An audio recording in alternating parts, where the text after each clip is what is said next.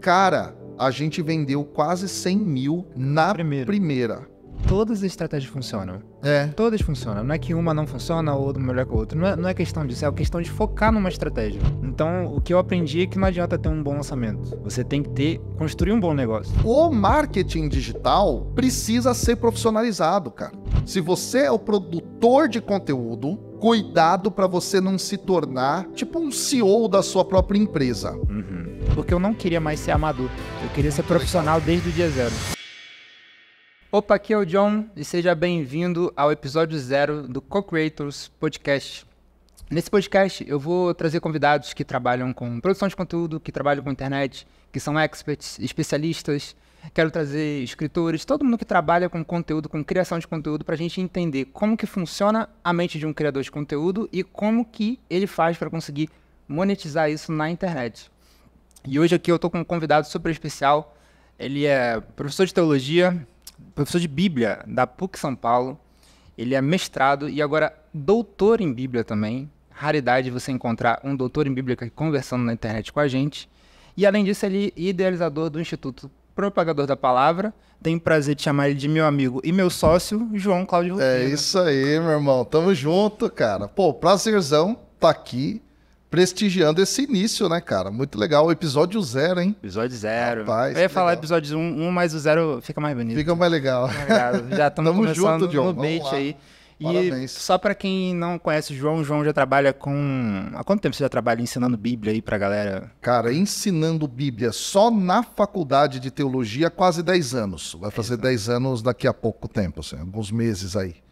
Então, só na faculdade 10 anos. Na internet, fazendo produtos digitais entre 5 a 6 anos. 5 a 6 anos. Então você viu muita coisa já. Nossa, muita coisa, cara. Eu peguei o antes da pandemia, o durante a pandemia e agora o pós-pandemia. Pós-pandemia. São momentos bem diferentes, assim, eu acho, do digital, sabe? Exatamente. Acho que a galera, assim, que tá começando agora não tem a mesma visão, né? As estratégias eram um pouum diferentes e tal. Bom, E o papo vai ser bom, hein? O papo vai ser bom aí com esse camarada, porque ele, além de ser um excelente, né, um cara que fala muito bem, ele tem um conhecimento também muito profundo sobre criação de conteúdo, um cara que manda bem. Agora tem 100 mil inscritos no canal do YouTube. Pois é, conseguiu cara. aí em janeiro, né? Bateu essa marca. E também tem o Instituto Propagador da Palavra, que hoje eu e o João, a gente trabalha junto nesse projeto. Hoje já está chegando a 3 mil alunos, né? Esse projeto que tá bem bacana, ensinando Bíblia aí para o Brasil e para o mundo, né? Exato. E antes da gente começar o nosso papo aqui, vou falar um pouco dos nossos parceiros. Então eu estou aqui com a Daydream Media, que é a produtora que está ajudando aqui nesse podcast. É uma produtora de... Cara, os projetos que esses caras fazem são sensacionais. Depois vocês deem uma olhada lá no Instagram deles, que eu vou deixar aqui na descrição para vocês verem os projetos. Quem quiser gravar alguma coisa com esses caras aí, eles são os melhores que você vai encontrar aqui na região. Eles trabalham no Brasil todo, mas quem é da região aqui pode ficar tranquilo que tem coisa boa demais. Além disso, tem a Lauder Digital, que é a minha empresa, que a gente trabalha também com consultorias, mentorias para quem quer entrar na internet. Então, a gente está lançando uma mentoria que é a Bloom Mentory agora. Que se você quer entrar na internet, quer começar a monetizar o seu conhecimento na internet, tem essa mentoria lá junto com a gente também. E a Lídia, né, que é a nossa sócia, também está trabalhando com algumas mentorias de gestão também. Extremamente competentes, hein, galera? Extremamente. De verdade, mudaram o meu jogo. Mudaram mesmo. Isso aí, a gente vai conversar também um pouco sobre isso. Então é isso, cara, vamos pro nosso papo. Eu acho que tá tudo certo aqui, tudo certo aí, galera, tudo na boa. E vamos nessa aqui. Cara, a primeira coisa que eu queria entender, como é que você começou nesse lance? Você sempre foi católico? Você sempre foi um cara que estudou a Bíblia? Como é que foi essa trajetória sua em relação a estudar a Bíblia? Como é que você começou isso? Legal. Bom, John, assim, eu não fui desde sempre um católico praticante. Minha mãe, católica, meu pai não ia para a igreja. E o que acontece é assim, cara, minha mãe, ela começou a frequentar de uma forma mais forte.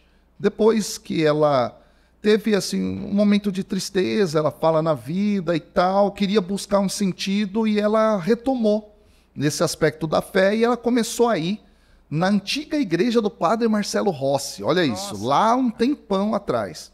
Dali para frente ela começou a aprofundar um pouco mais, Na paróquia do bairro onde a gente morava, ela começou a participar. E ali, nesse tempo, eu não tinha mais qualquer tipo de ligação com a igreja, qualquer tipo de ligação com a fé, nada disso. Começa uma abertura para essa experiência religiosa depois que eu me deparo com a morte do meu pai. Ah, seu pai faleceu. Meu pai faleceu e ele faleceu de uma forma muito difícil.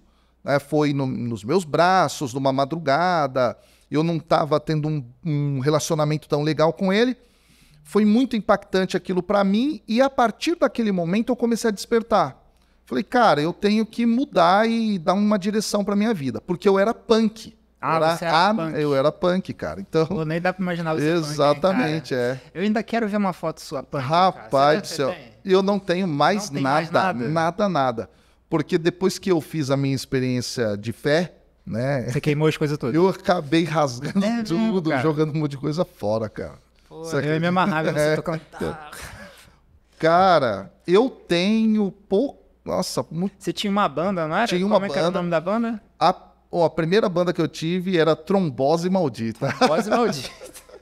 Era anarcopunk. Pra quem tá ouvindo a gente aqui assistindo, cara, não é aquele punk do Green Day, do Offspring. Eram punks, cara. Exato. Taquicardia, Vala Negra, Descarga Violenta, Bosta Rala. Era o nome das bandas que. E como é que esse cara punk virou professor de Bíblia, cara? Então, depois dessa experiência, eu comecei a despertar. E eu pensei, cara, eu vou procurar Deus. E começou um processo. E nesse processo, eu comecei a estudar dentro de um curso de teologia para leigos, lá na diocese que eu participava. O curso era dentro da diocese? Dentro da diocese. Eu comecei a participar. Naquele processo, já começou a me despertar para a fé.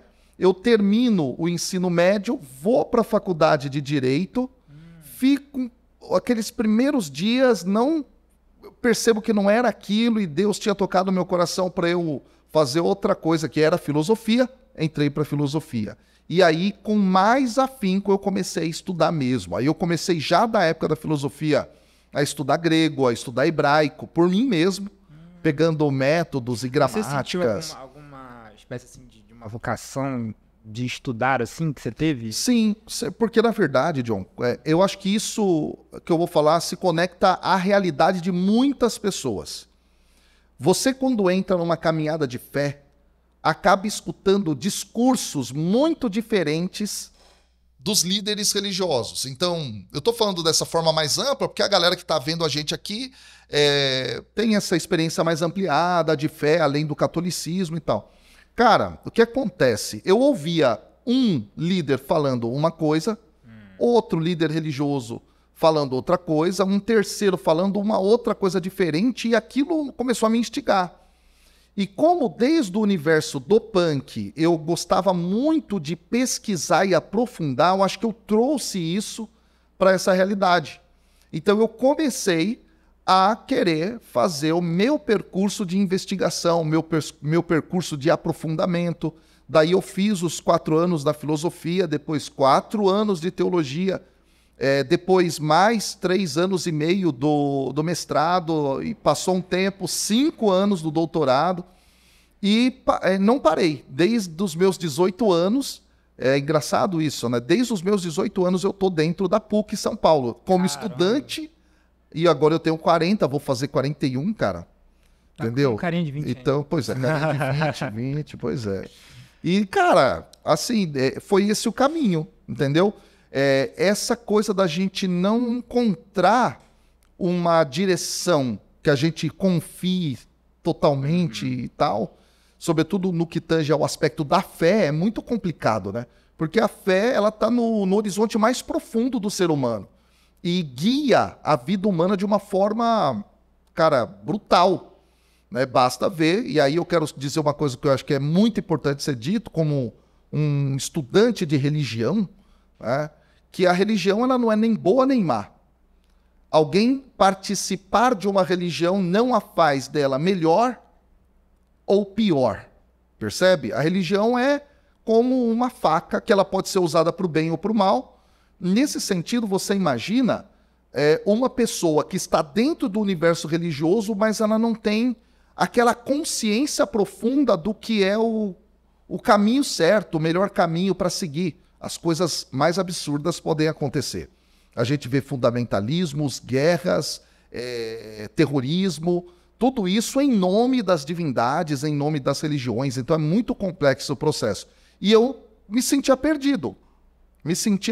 E nesse processo de estudo é que eu fui construindo esse saber, construindo esse caminho. E a Bíblia entra dentro desse processo todo, por quê? Primeiro que eu comecei a estudar o grego muito cedo, o hebraico depois muito cedo. Cheguei a fazer curso de grego, por exemplo, no Mosteiro de São Bento, aqui em São Paulo. Conheci outras pessoas desse universo, da língua grega.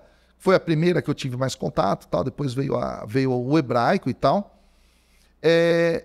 Aquilo me despertou para o texto sagrado, que é, no caso, a Bíblia, né? E dentro desse processo eu comecei a perceber que as maiores dificuldades eram justamente ligadas ao processo de interpretação. Sacou? Então eu comecei a ir para o campo bíblico, embora eu gosto muito da filosofia e tudo isso, né, da teologia sistemática, eu também gosto e tal, eu fui indo para o campo bíblico, que é o terreno mais próximo de qualquer cristão, seja ele católico, seja ele evangélico. Todo praticante tem uma Bíblia em casa, é o livro sagrado inicial de tudo, percebe? Existe até uma expressão dentro da teologia católica que está presente num documento que diz que a teologia a alma da teologia é o estudo da Bíblia. Então a Bíblia é o fundamento. E então eu passei a essa investigação. E aí foi um caminho longo até chegar aqui.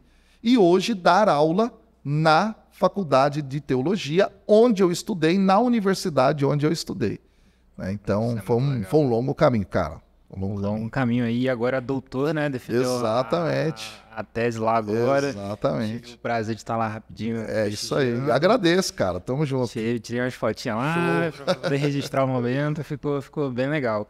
E assim, João, como é que você começou esse lance de querer ensinar? Porque você buscou esse lance de estudar, se formou em filosofia. E aí, quando começou essa trajetória de você ensinar ali como professor, você começou, depois que você fez a faculdade de filosofia, você começou a ser professor? Isso já foi. Imediatamente? Profissionalmente, né, eu começo a lecionar filosofia dentro de escolas de ensino médio, por exemplo. Você começou a ir Comecei a ir, e realmente trabalhar com isso. Pronto. Mas eu já vinha num processo, dentro do meu grupo de jovens, naquela minha experiência religiosa, a ensinar pessoas na catequese, na própria comunidade, no ambiente religioso. Eu já comecei a fazer esse processo, né? Então é algo que eu tenho muito dentro de mim. E antes eu dava aula de guitarra. Ah, você dava aula de guitarra? Porque eu estudei bastante, né? Estudei teoria musical, então eu gostava de ensinar. Eu gostava de fazer esse processo, né? Eu sempre tive essa liderança a partir do conteúdo. Sim. Né? Então, isso desde antes, desde o movimento punk, que eu estudava os anarquistas, estudava essas coisas, e eu sempre tinha alguma coisa nova para dizer, para falar. Então, eu sempre tive essa vocação, essa propensão mesmo ao ensino de alguma coisa. E assim foi.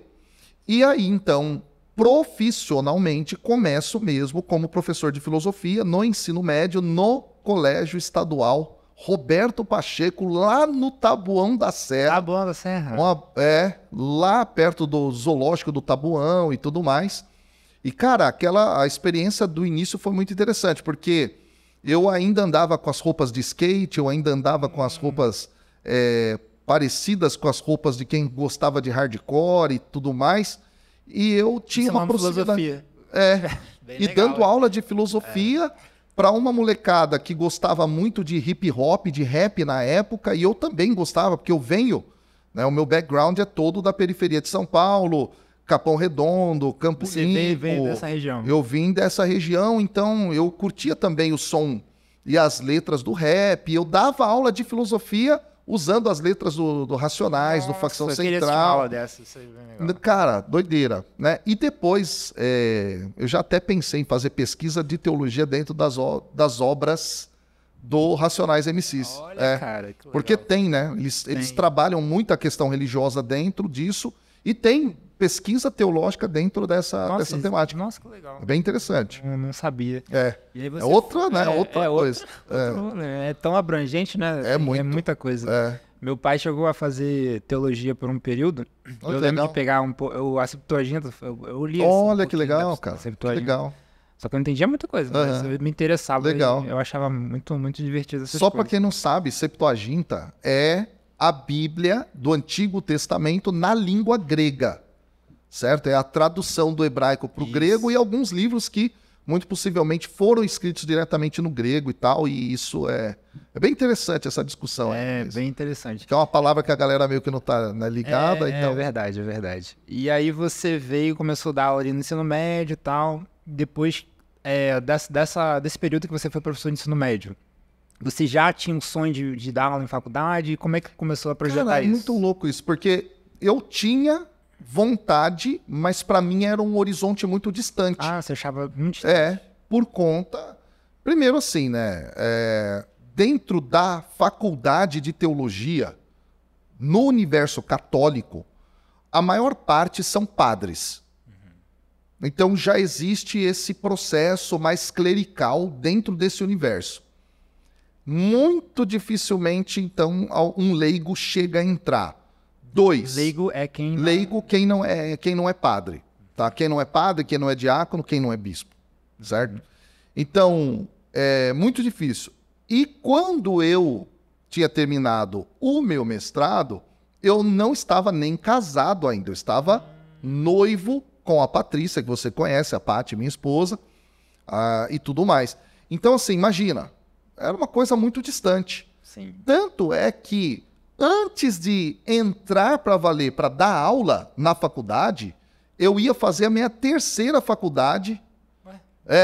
Eu ia fazer... cara, olha que doido isso. Porque eu queria casar, eu queria grana para eu sustentar minha casa. Exatamente. Aí eu falei, cara, sabe o que eu vou fazer? Eu vou fazer direito, meu. Você você sabia dessa? Aí eu retornei àquela história de fazer direito, fui para uma universidade e fiz a minha inscrição como portador de diploma e eles aceitaram.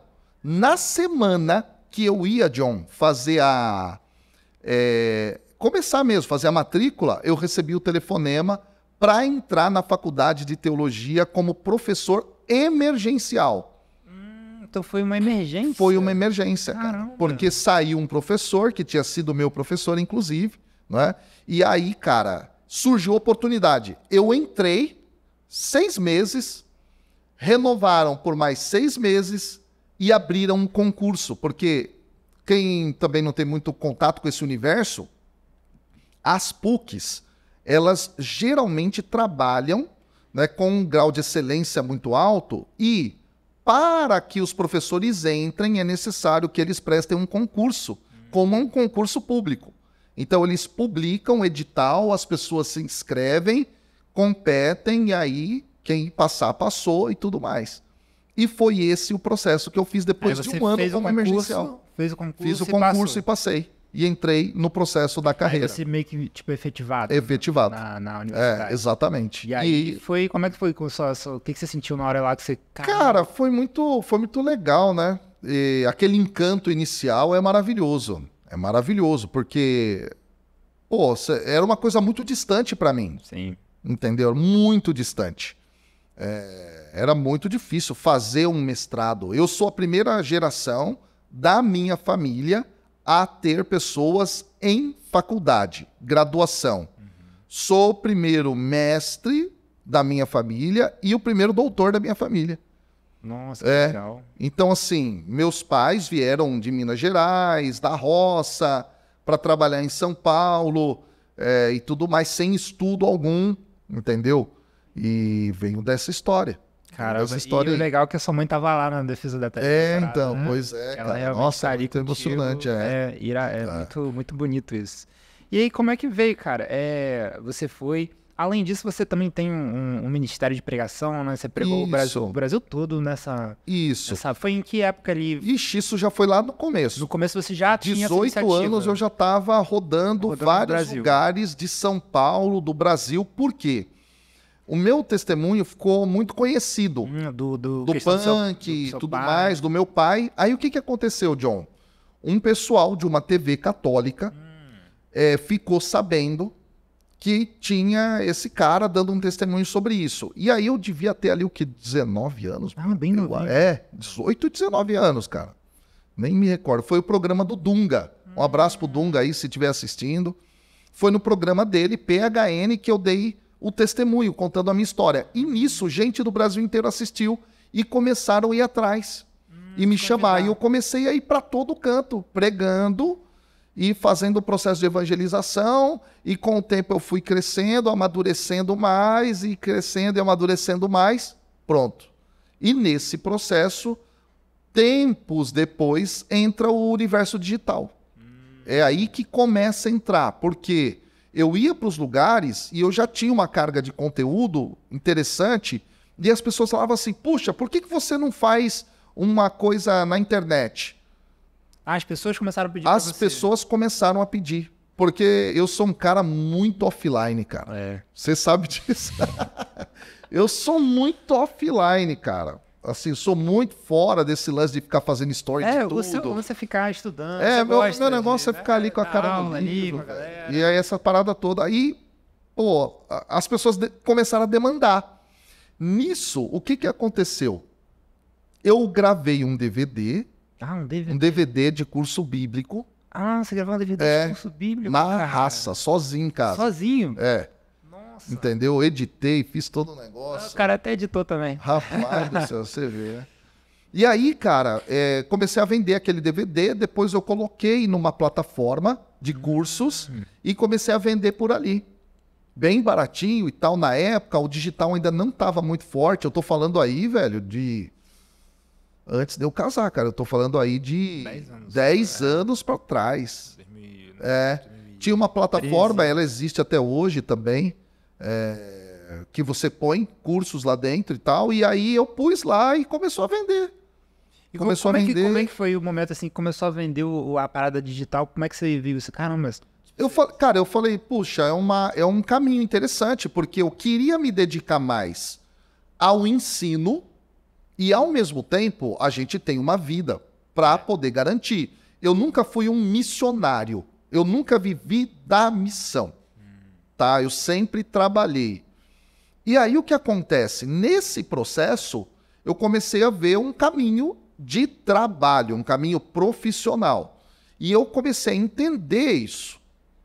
Dentro disso, tempos depois, tá, desse DVD, tempos depois desse primeiro curso, eu comecei as conversas com um amigo meu, um grande amigo, para a gente montar uma empresa que fizesse esse tipo de lançamentos. Naquela época que a fórmula do lançamento estava começando, o Érico Rocha, aquelas paradas todas e tal, e eu fiquei estudando aquilo, sempre gostei muito de estudar, e estudei, fui estudando e tal, só que essa empresa não foi para frente. Não foi para frente. Não foi. E aí, eu tinha trabalhado com um camarada numa escola, ele era professor de filosofia, e ele estava no universo do digital, já fazendo alguns trabalhos de lançamento. Trabalhou com algumas pessoas até interessantes de expressão dentro do mercado e tal. E aí, cara, a gente tinha perdido meio que o contato, eu peguei o telefone, eu liguei e falei, pô, velho, vamos fazer um negócio. Só que nesse processo, eu já tinha captação de leads. Eu usava, olha que doideira, eu usava a internet, usava uma plataforma de e-mail marketing, certo? E eu ficava organicamente captando e-mails. E eu dava uma recompensa, porque antes era muito isso, né? Isso, exatamente. Tem uma recompensa, era um e-book e tal, e eu dava uma pregação. Você dava uma pregação? Eu dava uma pregação. Você colocava o e-mail e recebia pregação? Colocava o e-mail e recebia uma pregação. Mas você divulgava isso aonde? Então, eu divulgava nas minhas palestras, nas minhas aulas, nas minhas pregações. Tipo, nos eventos? Nos eventos, no momento presencial. do aviso, presencialmente, eu falava assim pra galera, olha, pessoal, se vocês querem ter uma aula gratuita sobre Bíblia, O cara lá atrás já tava... sozinho. Eu fiz todo esse Você que teve essa ideia. Fiz, Caramba. entendeu? E aí eu fiz isso. Quando eu fiz, falei, opa, o que eu vou fazer? Eu vou pegar as pregações, as formações, as aulas, o conteúdo que Você eu já produzia tinha, né? em MP3, MP3. que eu vendia em CDs, certo? Olha só. E eu vou colocá-los dentro de uma plataforma onde eu possa vender. Foi assim que eu fiz. E eu vendia esses MP3 dentro desse sistema. Aquele outro curso dentro desse sistema também. Então eu comecei sozinho antes desse segundo momento de parceria. Sim, sim. Então, nesse processo, eu já tinha, 5.000 e tantos leads na raça. Na raça. Quando, então, se consolidou essa parceria inicial, que nasceu daí, né, todo o projeto, né? O que acontece? Eu já tinha 5.000 leads.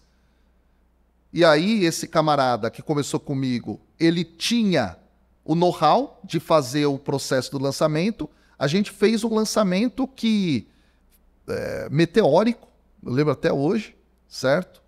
Eu não sabia montar copy direito, eu não sabia nada. Tudo isso eu fui sendo instruído e tudo mais, eu fui estudando. A gente montou a copy, fez um vídeo de vendas, foi fazendo aquele processo mais meteórico mesmo. Cara, a gente vendeu quase 100 mil na primeira. Nossa, sem investir absolutamente nada. Porque tinha uma demanda reprimida. Sim, de vários anos, né? E aí foi aquela pancada. Nisso eu comecei a perceber que era possível fazer um processo mais organizado, com estratégia clara, e para você poder viver com esse recurso que vem desses projetos digitais, né? E aí eu sempre penso assim que quem está começando agora, muitas vezes fica perdida totalmente, tá, nesse emaranhado de tantas nomenclaturas diferentes. Em primeiro lugar é isso, tanta linguagem, é meteórico daqui, é fórmula de lançamento daqui, é perpétuo, não é perpétuo. Curso novo. E aí... E é o que eu falei tava conversando com a Lídia sobre isso, né? Até tô fazendo os conteúdos agora, que eu falei com ela, cara, todas as estratégias funcionam. Todas funcionam. Não é que uma não funciona ou outra melhor que a outra. Não é questão disso, é questão de focar numa estratégia. É isso. Que a galera compra um curso, depois compra outro. O cara vira especialista em comprar curso, especialista em fazer mentoria e não coloca nada em prática. Mas a questão não é qual estratégia você vai usar, é o foco que você vai colocar na estratégia. Isso é muito real, John, porque assim, isso foi o que aconteceu comigo. Eu ficava atrás de estratégia. E aí eu via os grandes influenciadores vendendo as suas estratégias. Exatamente. Eu ficava louco, cara. Eu aprendi negócio de forma de lançamento. Aí depois eu fui para outros por aí e afora. E naquela época onde eu estava ainda sozinho, sacou? Depois, com essa parceria que nasce mais efetivamente o meu projeto no digital hoje, tá? Da onde nasceu, é que aí sim a gente começou a organizar mais a estratégia. Mas mesmo assim, houve momentos em que a gente não teve esse foco. E eu acho que você é um cara de estratégia, conhece muito do mercado, conhece muito do digital, você sabe bem. Você vai lá e faz um lançamento que dá certo, daqui a pouco você já acha que ele não vai dar certo, você muda a estratégia, quebra a cara. Muito a crescer por causa disso. Entendeu, meu? E no processo que eu estava, num outro momento de parceria, a gente vivia muito esse sistema. Faz um jeito aqui, depois faz um outro jeito lá. E aí, cara, você não tem dados.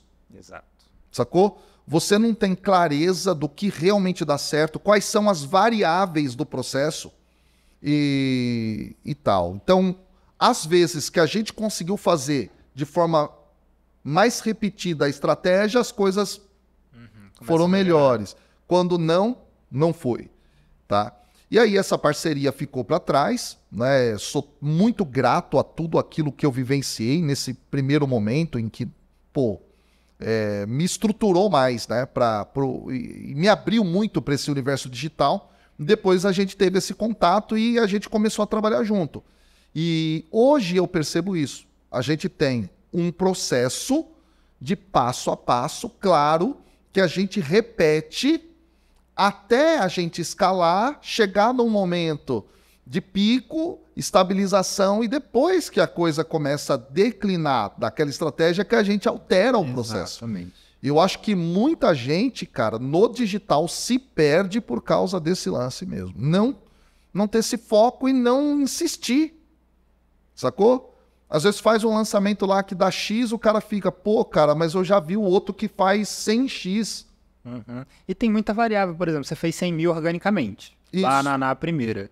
Porque você já tinha uma demanda reprimida. Para quem não sabe o que é demanda reprimida, é quando você já tem uma base que está muito com vontade de comprar alguma coisa sua, você pode lançar o que você for, cara. O que for, né? Pra demanda reprimida que a galera compra. Sim. Eu já vi o pessoal lançar cada coisa aleatória e o pessoal compra. Sim. Compra desesperado. Mas para você construir um negócio, você tem que ter uma coisa mais sólida. Você não pode ficar dependendo de demanda reprimida. Você precisa criar um negócio, criar, né, os produtos, fazer um bom produto, estabelecer a coisa ali funcionando, ter uma equipe que vai cuidar dos seus alunos, garantir que vai estar todo mundo acessando, aprendendo. Então, o que eu aprendi é que não adianta ter um bom lançamento. Exato. Você tem que construir um bom negócio. É isso. E a partir disso, você constrói outras coisas. Meu, isso é muito real, porque assim, falando da experiência que eu tive desde o momento em que eu caminhei sozinho, a primeira parceria e esse novo momento, né? Cara, fazer lançamento dá um baita de um trabalho, tá? Você lançou. Aí veio todo aquele ganho. As pessoas, geralmente, nesse momento, elas se iludem. Porque, primeiro, elas não têm noção de que aquele ganho não é o lucro. Começa daí. E aí é que a pessoa se estrepa. Porque aí ela vai lá e queima todo o dinheiro, achando que aquilo é lucro, e não se organiza para um processo de continuidade. Esse é um ponto. Segundo, cara, eu vejo assim, trabalhando no digital hoje, né, com a assessoria tua, com a Lídia, a Lauder, trabalhando nesse processo junto comigo, eu venho percebendo o quê? Número 2, é necessário fazer caixa, é necessário estruturar uma equipe por trás do influenciador, por trás de quem está produzindo aquele conteúdo ali na linha de frente. Por quê? A galera não tá ligada nisso. Você faz o lançamento, mas ele tem um rebote. Tem. Meu, é loucura. Gente, é loucura isso. Escuta o que eu tô falando. Porque você vai vender para 100 pessoas, vamos supor. Cara, imagina, dependendo do seu público-alvo, tem pessoas ali que não vão conseguir acessar o seu produto. Exato. Você vai precisar ter alguém no background ali da sua empresa, da sua organização, para poder, cara, dar um suporte para essas pessoas. Exatamente. Ao mesmo tempo, depois, a pessoa vai lá e comprou, acessou o produto, mas ela não dá continuidade. Também não adianta. Você tem que estabelecer estratégias para dentro da sua empresa, para trabalhar esse processo de fidelização. Dependendo do produto, cara, você vende uma renovação. Então, é todo um processo muito maior do que a telinha que as pessoas veem do cara aparecendo no Instagram, no Face, no sei lá onde, sabe? Exatamente, a galera tem uma noção muito limitada, né? De que, pô, trabalhar com internet é fácil, só grava vídeo, só faz um videozinho no YouTube, posta lá e tá de boa. Mas, pô, só hoje a equipe do João já tá quase de 9 pessoas. Exato. Pra trabalhar a sua marca hoje na internet, sacou? E a gente tem muito pra crescer ainda. Exato. E, cara, é assim, outra coisa, John, que eu acho que é muito legal você estar trazendo isso, assim, falando dessa experiência. Hoje a equipe já tem aí 9 pessoas. Cara, pensa que é todo mundo dependendo daquele ganho para sustento da sua casa, da sua família, da sua vida. Então, o marketing digital precisa ser profissionalizado, cara. Não é uma parada louca que a gente dá um tiro no escuro. Você tem que saber o que você está fazendo. Você tem que saber o passo a passo que é dado. Você tem que saber custos, sacou? Daquele processo. Você tem que saber o que é a sua margem de lucro no final das contas. Ter um bom financeiro para você realmente fazer o seu projeto crescer. Você sabe, né? A gente tem contato com vários influenciadores. Eu já te apresentei também alguns do mercado. Vou chamar assim, tá, pessoal? Não me levem a mal. Acho que o termo mercado pode pegar mal. Mas é um nicho católico, enfim. Né? Um nicho religioso, assim. A gente já teve contato com algumas dessas pessoas que sempre estão vendo, primeiro, a minha rede social e vendo. Pô, o cara tá lançando sem parar todo dia, toda hora. Tem propaganda, tem tudo e tal. Como que esse cara consegue fazer isso? Porque eu fiz um lançamento, deu bom. Fiz o segundo, tive prejuízo e tal. A galera não está ligada que o que se tem que construir é uma empresa, não é um lançamento. Exato. Esse é o lance, cara. E uma empresa bem organizada. Bem organizada no sentido de ter as funções muito bem delineadas. E foi isso que a Lauder me ajudou pra caramba. Porque eu olhei para todo o negócio, junto com vocês, eu comecei a perceber, não é, as caixinhas que precisavam ser preenchidas e todo um processo de recrutar pessoas, lançar as vagas, fazer o processo de seleção que vocês fizeram, não é? Entrevistando um monte de gente para achar a pessoa certa, porque é outro lance, cara, muito doido. Quem tá escutando a gente, ó, isso que eu tô dizendo aqui vale ouro. Não é qualquer um que vai dar conta de fazer aquele setor do seu negócio digital rodar. A pessoa tem que passar por um crivo. Exato. Tem que saber qual é o perfil comportamental dela, tem que saber a experiência que ela tem, também a vontade que ela tem, se ela tem os conceitos básicos daquilo. E o que foi muito legal foi isso. Dentro do projeto com a Lauder hoje, porque a gente conseguiu, né? A nossa sócia, a Lídia, pô, pelo amor de Deus, é uma inteligência artificial. Ainda vou chamar ela para entrevistar aqui, só conhecer essa que a Lídia ela vive numa tela, na verdade. Só é pôr aqui e o marido dela é de robótica, né? Exato. Eu acho que ele que construiu ela, na verdade. Valeu, Lídia, é nóis. Beijo, eu adoro você. O que acontece? Meu, o que acontece é isso, cara. A Lídia, assim, ela tem esse lance, né? Tem. De organizar processos de entrevista. Não, é porque você não está acompanhando ali o dia a dia, exato. Né? Mas a gente já chegou a ter 300 pessoas para uma vaga. Então. E foi difícil achar. É louco isso, né, cara? Tá vendo, galera? Ó, você que só tá vendo a capinha do digital aí, ó. Tem muita coisa por trás. Meu, é muita coisa por trás desse processo. E aí que eu vou dizer também, ó. Como especialista, tá, John? Uhum. Uma dica de ouro também. Como especialista, eu falo para vocês o seguinte. Se você é o produtor de conteúdo, cuidado para você não se tornar aquele que é tipo um CEO da sua própria empresa. Uhum. Explica melhor isso aí. É o seguinte, cara. Tem muitos processos que se eu fizesse sozinho, gente, eu estaria lascado. Essa é a real. Não conseguiria alavancar. Hoje, eu posso sonhar em não dar mais aula na universidade e viver só do negócio digital sabendo, certo? De um padrão de vida que, graças a Deus, foi construído e tudo mais e, impactar o mínimo possível, certo? E depois superar ainda esse padrão de vida.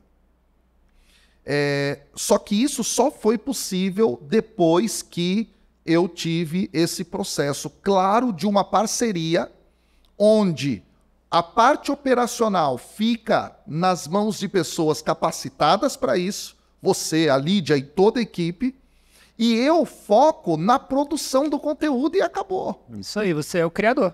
Creator, exato, cara. E assim, é muito perigoso isso, sobretudo quando a gente está começando, porque eu passei por esse lance de fazer tudo sozinho, cara.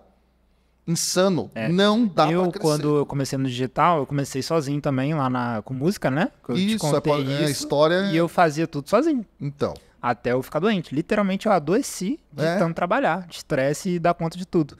E eu acho que o que está acontecendo nos últimos anos no digital é que a gente está tendo um amadurecimento do mercado. Perfeito. Antigamente você conseguia fazer sozinho e ter resultados. Igual você fez aí 100 mil com pouca coisa. Pouco recurso. Você conseguia. Só que as coisas estão mudando, principalmente depois da pandemia. A gente acelerou 10 anos em 2 anos. Foi uma aceleração muito grande. Então tá tendo uma exigência do mercado dessa profissionalização. O quanto de gente do digital que sumiu? Pois é, cara. Você lembra aí os caras da antiga que sumiu tudo. Porque não conseguiu se profissionalizar. Exato. E eu percebi isso nessa trajetória, né, da parceria, como é que foi tudo acontecendo. Eu percebi a necessidade de ser profissional quanto antes. Isso. Por isso que eu fiquei quase 2 meses junto com a Lídia, fazendo o modelo de negócio que a gente ia seguir. Só pra ter noção. Eu e ela, todo dia, reunião, como é que a gente vai seguir, como é que vai ser nosso contrato, o que a gente pensa. Eu entrei na mentoria também lá do Rodrigo Vinhas, um beijo aí, vou mandar esse podcast pra ele também. Um abração, que ele me ajudou muito nesse modelo de negócio que eu queria seguir, porque eu não queria mais ser amador. Eu queria ser profissional legal, desde o dia zero. Tanto que a gente fez contrato com tudo, a gente organizou tudo. Eu queria só pegar esse adendo, John, da questão contratual, legal. Exato. Gente, pelo amor de Deus, tem que ter, pelo menos terceirizado, um departamento jurídico. O cara contrata um advogado, para tudo o que vocês forem fazer. Porque, do ponto de vista das parcerias, sobretudo no digital, onde as coisas são muito fluídas, tudo te escapa pelas mãos, escorre pelos dedos, vai embora rápido, é muita troca. Quando você não tem foco, é assim. Você trabalha com um, trabalha com outro e tal. Contrato para tudo, cara. Contrato para tudo, é muito importante. E esse lance da profissionalização passa por isso, né? Passa. O que eu aprendi com a Thaís, né, que é a nossa advogada. Beijo, Thaís, também vou mandar para ela Thaís, também. um podcast. A advogada mais legal do digital que eu conheço. Todo mundo advogado é chato, né? E ela é mais legal. Ela é gente boa, gente boa demais. Muito competente. E ela, nossa, ela fez cada pergunta, lembra? Pra gente. Ixi, pelo amor, cara. E foram perguntas muito relevantes. Gente, olha só. Eu sei que traz a Thaís aqui, velho. Porque vou marcar com ela. Inclusive, galera, uma das coisas, né, John, que eu acho que é importante dizer desse lado jurídico, que esse lado jurídico não é frio. Não. Ao contrário, né, ele é aquecido pela nossa vida, pelas nossas emoções, pelos nossos sonhos, no sentido de que, para você pensar um contrato de um projeto digital, você tem que pensar, cara, como ela nos fez pensar, num sentido para nossa vida. Exatamente. É isso que vocês querem? Até da minha morte eu pensei, se o John morrer, o que acontece? Galera, até isso. Tipo assim, se o John morrer, o que acontece? Exato. Se a Lídia morrer, o que acontece? Se o João Cláudio Rufino morrer, o que acontece? Tudo isso tem que ser pensado. Exato. E a galera hoje que tá no digital tá batendo cabeça porque acha que vai conseguir construir um processo robusto, duradouro, sadio, sem ter essa estruturação jurídica, por exemplo. Exatamente. Cara, é muito louco isso daí. E aí se frustra. Eu tô no universo católico, eu vou falar do meu nicho, tá? O que eu vi de gente fazendo lançamento, John, antes da pandemia, durante e agora depois da pandemia, os caras fazem um lançamento que é voo de galinha. Cara, tipo, com todo respeito. E muitos são meus amigos mesmo. Sim. Saca?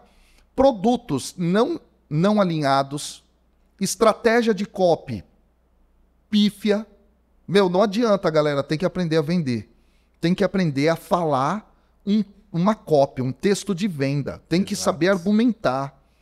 Eu vejo assim umas coisas, cara. Aí depois, por exemplo, isso é muito importante também para esse universo especificamente católico, e você que é evangélico, pensa também no seu nicho, ou você que é de outra realidade não religiosa, tal, né? Pensa também nisso, assim. Uma estrutura empresarial, ou nem essa estrutura existe, não é capaz de absorver o impacto do crescimento. Outra coisa, a falta de compreensão dos processos financeiros. A gente tem uma parceria com um gateway de pagamento que a gente precisou fazer diversas reuniões com eles para entender números, como funcionava, para entender tudo, saca? E nos atenderam assim maravilhosamente bem, né? Mas a gente tem que entender, cara. Tem que entender para onde cada centavo está indo, para onde aquele centavo investido retorna mais. É profissional, galera. Empresa tem um dos seus objetivos principais, o lucro. E é real. E aí não é uma questão agora, falando desde o ponto de vista religioso, assim, de, cara, eu vou sugar as pessoas. Pelo contrário, A gente, quando se profissionaliza, entende isso, a gente faz as coisas ainda melhor, para entregar o melhor, para impactar a sociedade, da melhor forma possível, sacou? Então é muito importante, eu acho que a galera entender essas coisas. Normalmente no nicho católico existe esse lance de ganhar dinheiro, né, é errado. Algumas pessoas falam isso.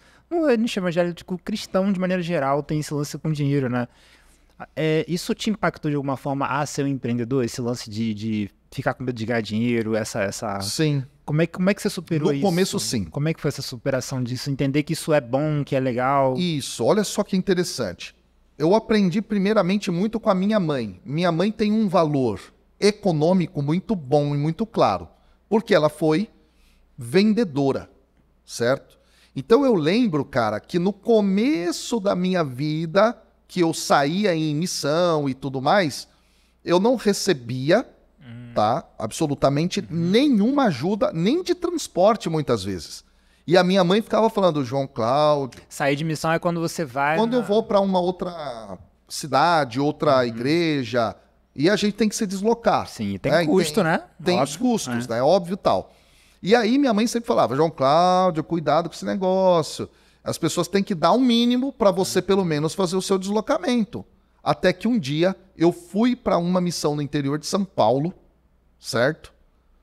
Eu não vou falar a cidade, mas no meio da estrada fundiu o motor do carro. Nossa. Eu sei até a linguagem que os caras usaram para me explicar. Azulou a biela, certo? E o bloco do motor foi rompido ali pelo pistão. Cara, era quase o preço do carro, velho. Nossa. Tô falando aí naquela época de, 20 mil reais, 19 mil reais, coisa assim. Ali, cara, eu comecei a pensar, peraí, eu preciso ter um mínimo para garantia, pelo menos, do processo, sacou? De ir e vir dos lugares. Então eu comecei a despertar para essa realidade. Volto a dizer, nunca vivi de missão. Só que ainda eu trazia algumas crenças financeiras que isso era negativo, que isso não era legal. Eu tinha vergonha de vender, eu tinha vergonha de falar dos meus produtos. Só que com o passar do tempo, eu fui percebendo algumas coisas na minha própria vida, porque eu venho, cara, da periferia, e aqui o dinheiro era um mito para mim. Eu comecei a perceber que eu tinha que desmistificar essa questão econômica, essa questão do dinheiro, certo? E aí, algumas leituras me ajudaram, por exemplo, coisas da própria Igreja Católica, de documentos que falam a respeito do trabalho, que falam a respeito de empreender, de promover uma sociedade melhor via o trabalho. Isso começou a me despertar bastante, né? E também uma outra coisa, cara, eu comecei a perceber o seguinte, espera lá, se eu quiser fazer o melhor, eu preciso ter tempo, e tempo custa. Exato. Fato. Tempo tem aquela frase, né? Tempo custa. É dinheiro. Tempo é dinheiro. Tempo custa, cara. Tempo custa. Então, nesse sentido, eu comecei a perceber que eu tinha que dar essa guinada, tinha que virar essa chave. E perceber que o dinheiro, na realidade, é para manutenção da minha família, certo? Para eu ter mais tempo, tanto para minha família, quanto para o processo de formação, de propagação mesmo da palavra, que essa é a minha missão, para exercer isso de uma forma organizada. Daí a gente tem hoje, na igreja, as congregações religiosas que têm editoras, que têm gravadoras, que têm produtoras de filme, que têm TVs, que têm rádio, todas elas dependem de uma estrutura para a manutenção de uma equipe que trabalha e que faz a propagação do evangelho acontecer. Então, o dinheiro, na realidade, ele entra como esse combustível também, para as coisas rodarem. A câmera custa, iluminação custa, internet custa. E eu sempre costumo dizer assim, as pessoas falam, João Cláudio, mas você está cobrando aí para falar da palavra de Deus. Primeiro, eu sou um profissional, eu me formei para isso. Você é professor, né? Eu sou professor, ponto. O propagador da palavra é uma escola, ponto. Tem profissionais que vivem daquilo, ponto. E aí eu digo assim, John, tá, então, a Bíblia que você tem aí na sua casa, Custa quanto? Pois é, eu paguei aqui numa Bíblia X aí de uma determinada editora, uma boa para estudar, R$70. Tá. Você pagou a Bíblia, não foi? Você pagou? Por que você pagou? Porque tem papel.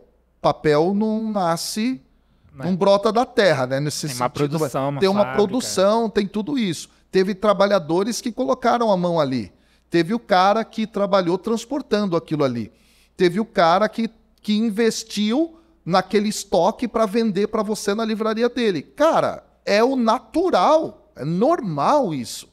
Você pagou pela Bíblia. Então quer dizer que a própria Bíblia deveria ser gratuita? No sentido de que, é um mundo ilusório, um mundo encantado Utopia, onde as coisas brotam no estalar de dedos. Cara, isso não existe, galera. E você que está querendo empreender, seja em qualquer nicho, no nicho religioso, seja fora, você tem que mudar suas crenças relacionadas à questão financeira, questão econômica. Certo? O fruto do seu trabalho de alguma maneira, também mensurado pelo recurso financeiro que chega. Isso é positivo, isso é bom, é louvável.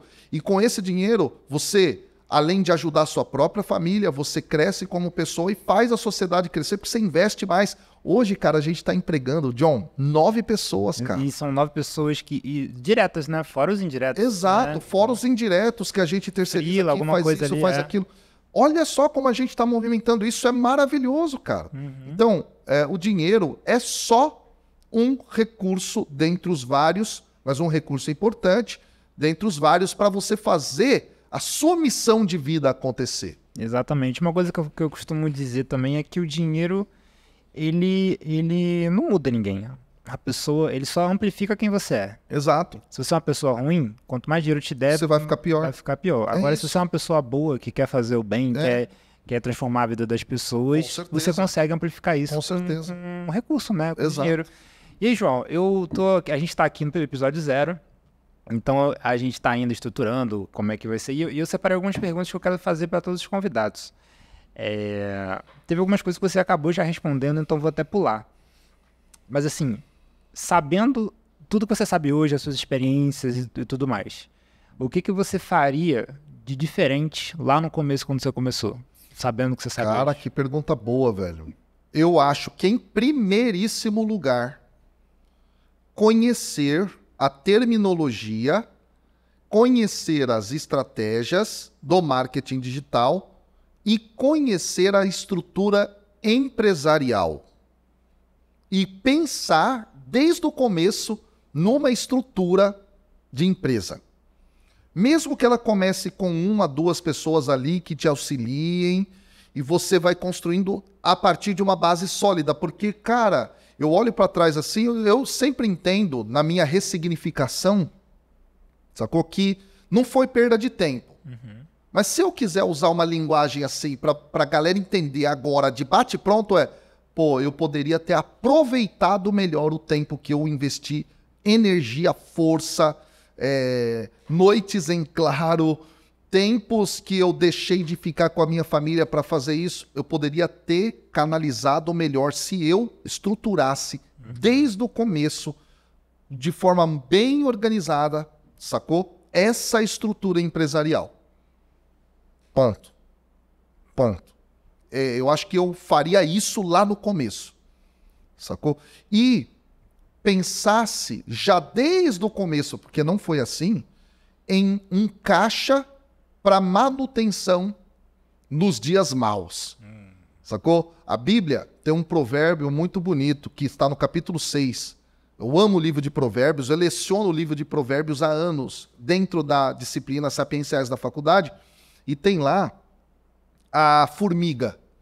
Então, Provérbios 6, capítulo 6, versículos 6 seguintes, se eu não estiver enganado até o 11, é um provérbio sobre a formiga.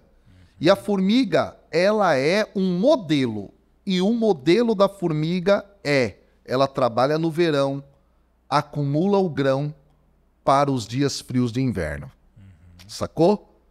Essa é uma sacada que, se eu tivesse tido muita clareza disso no começo, teria mudado o meu jogo. Porque eu vejo muita gente faz um lançamento e cria aquela ilusão, não guarda aquilo pensando na própria empresa, no próprio reinvestimento. Aí torra num carro, torra num apartamento, torra numa coisa, numa outra coisa, compra sei lá o quê. Meu, a sua empresa, cara, ela precisa do recurso. Estrutura isso desde o começo. Se você quer mudar o jogo, faça isso. Desde o comecinho. Desde o começo, cara. Concordo 100.000%, porque foi o que a gente fez, né? Desde o começo. Eu acho que uma coisa, né? O João é o creator aqui da história, eu sou o co-creator, que eu crio junto com ele a empresa, idealizo, né? Onde é que a gente ia chegar. E uma coisa que eu aprendi com o Rodrigo Vinhas, que foi meu mentor, é que tanto o especialista quanto o estrategista tem que sonhar o mesmo sonho. É isso aí. A gente tem que assentar, se alinhar, a gente quer ir para o mesmo lugar. Então essa é a primeira coisa que você tem que fazer quando você conhecer quem aí é estrategista e quer procurar um expert, o expert quer encontrar um estrategista, o primeiro alinhamento tem que ser o sonho, onde vocês querem chegar. Que a partir disso você consegue alinhar pro resto tudo. O resto tudo fica mais fácil. Porque a gente sabe o sonho, o preço a se pagar para realizar. Para onde quer ir, né, John? Exato. Se não tem, cara, não vai. Exatamente. E aí, João, a outra pergunta que eu tenho aqui é uma pergunta interessante, assim. A gente vê, né, várias pessoas tentando entrar no digital, o cara começa um canal aqui, começa um canal ali, e aí você tem amigos que tentaram e não conseguiram. E assim, da sua parte como especialista, o que você acha que você fez que fez você dar certo? E tá dando certo até hoje? O que fez você Cara, só pergunta pancada, hein, John? Ué, você vai fazer pra todo mundo. Rapaz, olha só. Qual característica sua que você acha que fez o diferencial ali? Vamos lá. Uma coisa que eu acredito muito, tá? E foi o diferencial, é compreender que eu não vou criar qualquer conteúdo só para entrar numa hype. Embora seja importante estrategicamente pensar também estar aberto a, mas ter clareza de que quando você produz, aquilo tem que ser a tua verdade. Tem que ser a tua verdade, porque você vai se colocar no mundo, projetar a sua imagem para o mundo, e se não for a tua verdade, não vai se sustentar, você vai cair. Você vai cair. Vai ser um castelo de cartas muito facilmente destruído, porque você não sustenta aquilo. Meu, eu vi uma galera assim, do digital e não do digital, querendo, do universo do marketing digital e de outros universos, né, religiosos ou não, e mais do religioso ainda, tentando vender coisas que os caras não têm fôlego para sustentar. Sacou? O cara fica surfando de onda em onda. De onda em onda. Então, pô, hoje, cara, o que tá vendendo é curso sobre copo. Velho, eu vou fazer um curso de copo. Pô, agora tá vendendo um curso de como ser jardineiro. Pô, então agora eu vou ser... E o cara não fica bom em nada. Não fica bom em nada. E isso é um problema, por quê? Porque o cara não consegue entender o nicho. Olha a dica que eu tô dando aqui. Isso é muito importante, cara. Eu tenho uma formação muito grandiosa em várias coisas. Eu já dei aula de filosofia há mais de 15 anos. Por exemplo, falo bem de filosofia, história da filosofia inteira. Eu sou filósofo formado.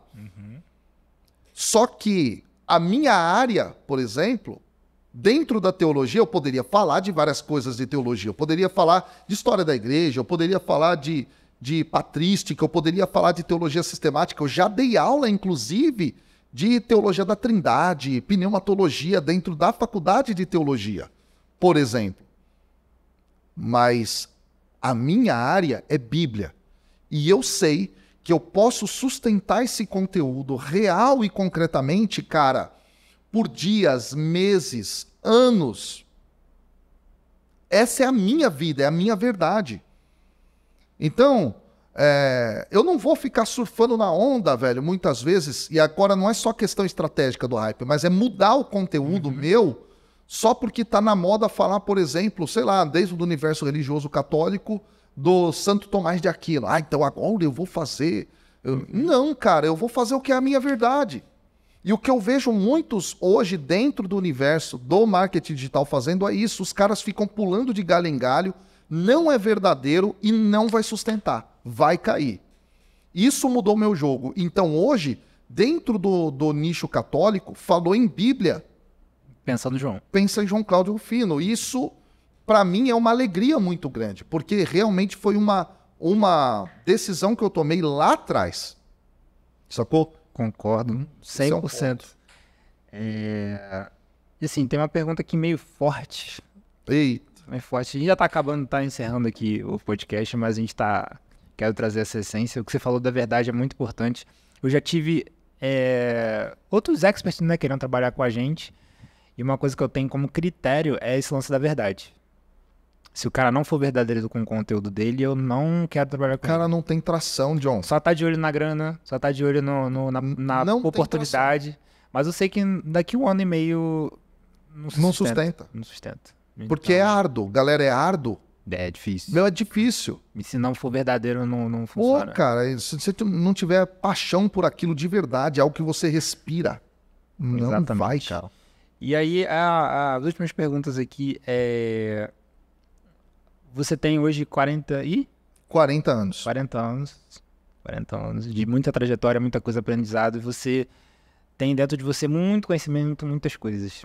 E você tem a sua filha, a Olivia, que é uma fofa. Adoro estar lá com ela. A gente brinca bastante quando eu vou lá.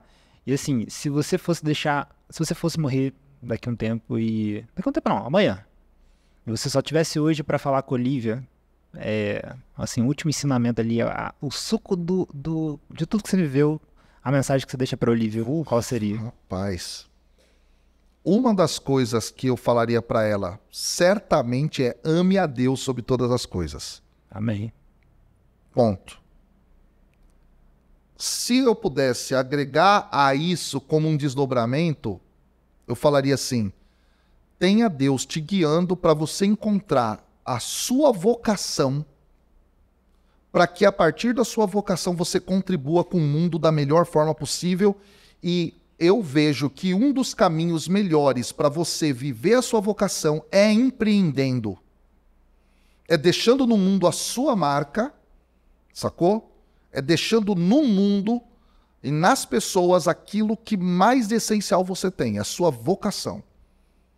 Entende? Se a vocação dela for, por exemplo, na área da engenharia, que Deus te guie nesse processo para você impactar positivamente o máximo de pessoas possíveis. Para mim, essa é a perspectiva do reino de Deus. O reino de Deus se faz à medida em que eu entendo que eu preciso, a partir da minha vocação, da minha verdade, dom de Deus dado, sacou? E também treinado e arrojado e ampliado, fazer o melhor para as pessoas.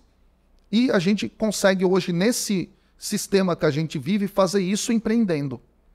Eu entendo assim, sacou? Legal. Porque a gente cria coisas que têm a nossa identidade, coisas verdadeiras, que vão ajudar realmente as pessoas.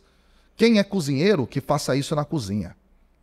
Quem é comunicador, que faça isso na comunicação. Quem é aquele que trabalha com moda, que faça isso na moda. Impacte sempre positivamente o máximo de pessoas que você puder com o dom que Deus te deu. Ótimo, maravilhoso. E qual mensagem você deixa assim para quem trabalha com conteúdo, quem é expert, quem tá aí começando na internet, assim, e você tem essa trajetória, uma trajetória consistente, né? De vários anos trabalhando com isso. Qual mensagem você deixa aí pra essa galera que tá começando? Cara, mensagem que eu diria é: tenha clareza para onde você quer ir, o que você quer comunicar como produtor de conteúdo. Tenha clareza estratégica, certo? E mais do que tudo ainda, haja. Põe a mão na massa. Porque só pensar, só estudar, só ler, só se imbuir, só ampliar o tamanho do seu conhecimento, do seu cérebro, da sua cabeça, não adianta absolutamente nada. Faça. E ainda que você não tenha total clareza ainda, faça. Porque é melhor fazer do que não fazer. Exatamente. Sacou? Mão na massa, ação. isso é o que muda realmente o jogo. Maravilhoso. Haja. Sensacional. E como é que a galera te acha na internet aí? Cara, a galera me acha no Instagram, @JoãoCláudioRufino. Meu conteúdo também, é na área bíblica.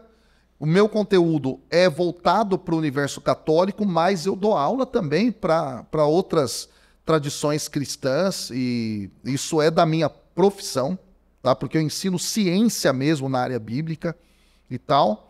E também no YouTube, tá? João Cláudio Rufino é o meu canal lá no YouTube, e tamo junto. Valeu, John. Obrigado. E também tem os cursos, né? O Tem os Bíblia cursos. Play, que é o... Pode falar um pouco. O Bíblia Play, que é uma plataforma imensa, né? Pô, centenas e centenas de aulas, dezenas e dezenas de cursos construídos ao longo de um tempo aí bem legal. E é como se fosse o Netflix da área bíblica, que você clica lá e tem vários conteúdos, desde o beabá até o mais avançado. Conteúdos de Antigo Testamento, de Novo Testamento, de história de Israel, de temas transversais da Bíblia. Por exemplo, o diabo na Bíblia. Caramba, da onde vem isso? Para onde vai isso?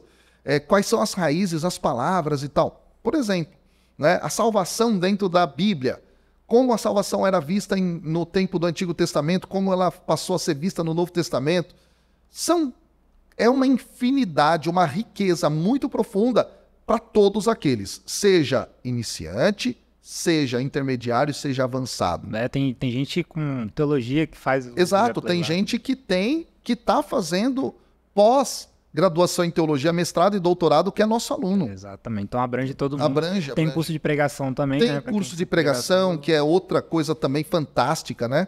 Criada exatamente como um passo prático, simples, rápido, fácil, para a pessoa ler, entender a Bíblia e poder aplicar isso na vida das pessoas. Transmitir, né? Conseguir transmitir esse conteúdo. Então é muito impactante, né? E, pô, daí vai. A gente deixa os links lá dos cursos também pra galera ver. E, João, muito obrigado. Meu irmão, valeu, cara. Parabéns. Foi demais aí o papo. Vida longa esse projeto Co-Creators. Vamos nessa valeu. aí que vai ser só coisa boa. Valeu, gente. Aí, mano. Valeu. Quem quiser aí conhecer mais a Lauder, que é a nossa empresa que ajuda para começar no digital, vai no link da descrição. E você que quer produzir conteúdo autêntico, né, com a verdade e ter uma estética bonita, assim, igual esses caras estão fazendo, conheça a Daydream, conheça a galera aí. O Daniel e o Neto são os caras aí fera nisso. O link tá na descrição também. E tamo junto, até o próximo episódio e valeu!